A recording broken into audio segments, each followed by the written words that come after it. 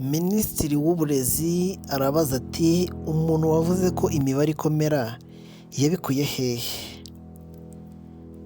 Arongera akavuga ngo hari imyumvire imaze imyaka myinshi mu banyeshuri ndetse n'ababyeyi ivuga ko amasomo ya siyansi by'umwihariko imibare n'ubugenge akomera, bikaba byagira kandi ingaruka mu mahitamo no mu mitsindishirize yayo, hamwe no ku cyerekezo cy'uburezi muri iki gihugu cyacu cy'u Rwanda.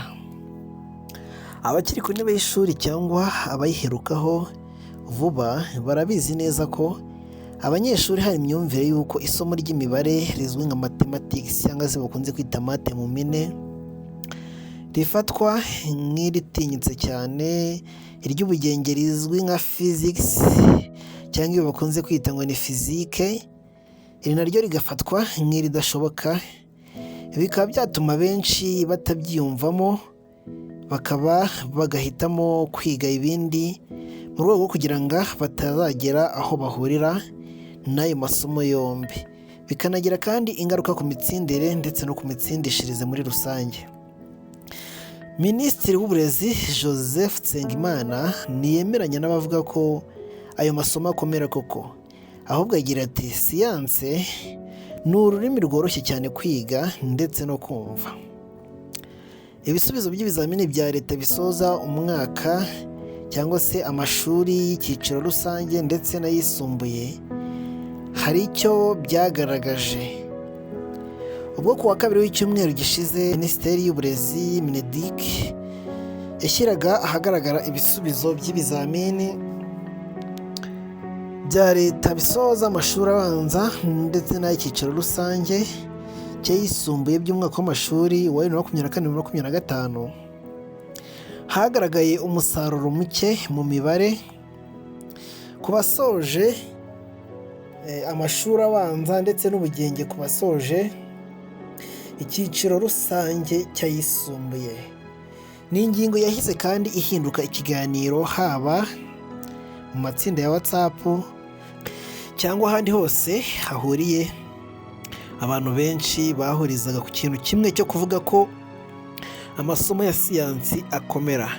Nubwo ari imyumvire kandi abenshi mu banyeshuri ndetse n'ababyeyi bakoranye, ariko yahise ihinyuzwa na Minisitiri Nsengimana wagize ati ururimi rwa siyansi ni rwo rworoshye cyane gusobanukirwa ndetse no kuvuga. Yifashishije urugero rworoshye yagize ati nibura buri wese azi ko 1+1 bingana na 2.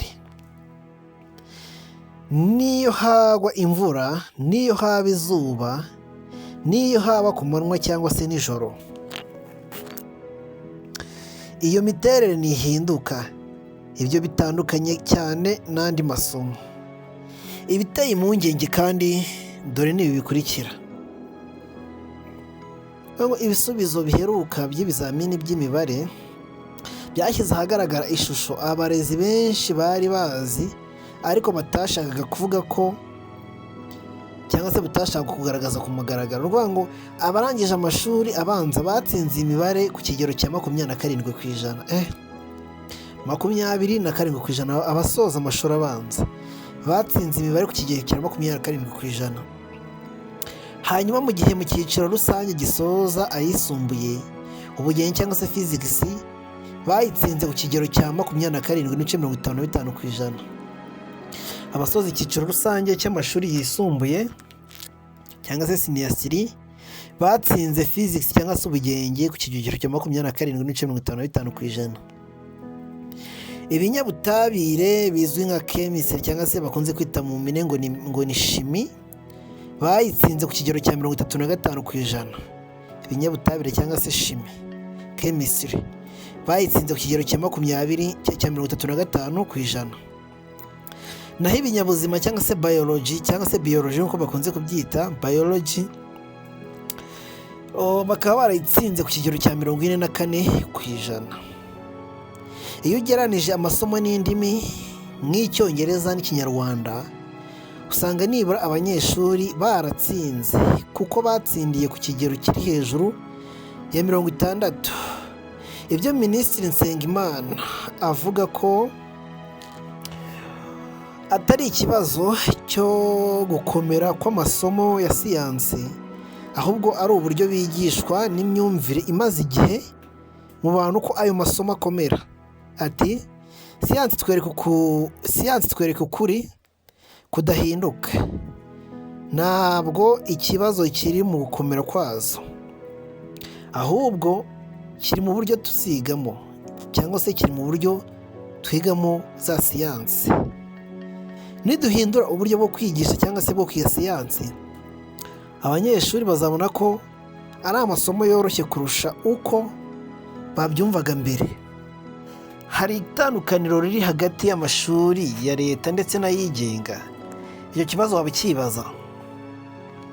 Ibisubizo by'ibizamini bya leta byanerekanye kandi ko hari itandukaniro hagati y'amashuri yigenga yitwaye neza cyane mu masomo ya siyansi ugereranije n'aya leta, kuko bimwe mu bigo byigenga abanyeshuri babyo batsindiye hejuru ya 70% amasomo ya siyansi, mu gihe mu mashuri ya leta benshi batageze no kuri 30%.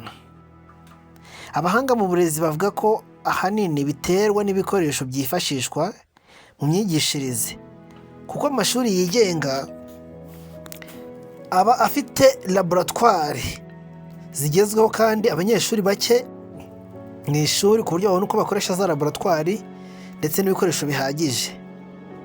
Bituma kandi amashuri yigenga kuko aba afite ibikoresho byinshi bihagije, ibi ngibi bituma amasomo asobanuka neza cyangwa se abana babasha gusobanukirwa neza bagafata. Mu gihe muri leta ho ubwinshi bw'abanyeshuri n'ibikoresho bike bituma abarimu batabona uburyo bwo kwifashisha ku buryo buri wese abona ibimuhagije. Ku rundi ruhande usanga kuba amasomo ya siyansi afatwa nk'ahakomeye bituma ababyeyi barerera mu bigo byigenga bashyiramo imbaraga nyinshi cyane z'inyongera binyuze mu gushakira abana babo abarimu babigisha ku ruhande, bagahabwa amasomo yihariye akunze kubazwi nka coaching. Imyumvire ikwiye guhinduka. Minisitiri Nsengimana asanga imyumvire y'uko siyansi ari amasomo agomba guhinduka no gucika burundu, kuko ni ukuvuga ngo Minisitiri Nsengimana asanga imyumvire y'uko siyansi ari amasomo akomeye igomba guhinduka ndetse no gucika burundu, kuko amategeko y'imibare ndetse n'ubugenge agira ihame rihoraho kandi risobanutse, mu gihe amasomo y'indimi cyangwa se ayandi asaba kwibuka byinshi bitandukanye rimwe na rimwe birimo n'amateka agahindurwa bitewe n'uwayanditse. Umwe mu barimu bigisha siyansi ati iyo umwana akuze yumva bamubwira ko amasomo ya siyansi ari ingorabahizi, ajya mu ishuri yamaze gutsindwa, ariko tubwiye abana ko ari amasomo yoroshye bayiga bafite icyizere ko aho kugira ubwoba bumva ko yoroshye bakazabitsinda. Hakwiye kongera kandi gutekerezwa ku buryo amasomo ya siyansi yigishwamo. Minisitiri Nsengimana kandi asanga hari ibikwiye guhindurwa mu buryo bwo kwigisha ayo masomo, harimo kuyegereza abana hakiri kare hifashishijwe udukino n'ibikoresho bifatika, hakazamo kandi guhugura abarimu ku buryo bushya bwo kwigisha butuma abanyeshuri babona siyansi nk'imyitozo yo kubaho. Gushyira kandi imbere kwigira mu bikorwa aho kwibanda gusa ku nyandiko. Guhindura imyumvire cyangwa se guca imyumvire ko siyansi ari ikintu giteye ubwoba, ahubwo icyerekanwa nk'isomo rishimishije cyangwa se nk'amasomo ashimishije kandi yoroshye. Ikigo cy'igihugu gishinzwe ibizamini NESA n'ikigo cy'uburezi REB ngo bitekereza uburyo amasomo ya siyansi yakongerwamo imishinga ifatika